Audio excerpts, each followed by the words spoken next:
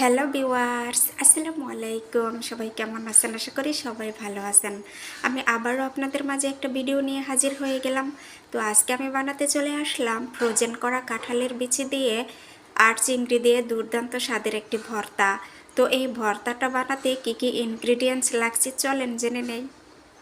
তো এই ভর্তাটা বানানোর জন্য প্রথমে নিয়েছি আমি ফ্রোজেন করা কাঁঠালের বিচিগুলো আমি সিদ্ধ করে ফ্রিজে রেখে দিয়েছিলাম। আসলে সিজনাল কোনো জিনিস খেতে যখন একঘেয়েমি লাগে তখন কিন্তু এগুলো ফ্রোজেন করে রেখে দিলে পরবর্তীতে খাওয়া যায় আর খেতেও কিন্তু দারুণ লাগে।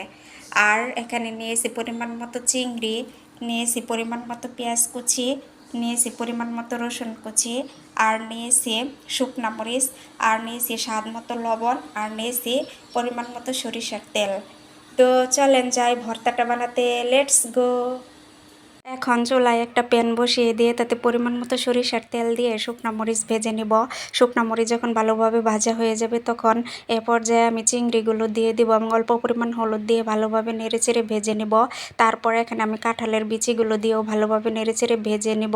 তারপর এখানে আমি পেঁয়াজ কুচি এবং রসুন কুচি দিয়ে আবারও সবগুলো উপকরণ একসাথে ভালোভাবে নেড়েচেড়ে ভেজে নিয়ে ঠান্ডা করে পাটায় ভর্তাটা বেটে নিয়েছি পরিমাণ মতো লবণ দিয়ে। তারপর ভর্তাটা যখন বাটা হয়ে যাবে আমি আবারও সরিষার তেল দিয়ে ভর্তাটা ভালোভাবে মেখে নিয়েছি। এই তো তৈরি হয়ে গেল ফ্রোজেন করা কাঁঠালের বিচি এবং চিংড়ি দিয়ে দুর্দান্ত স্বাদের ভর্তা।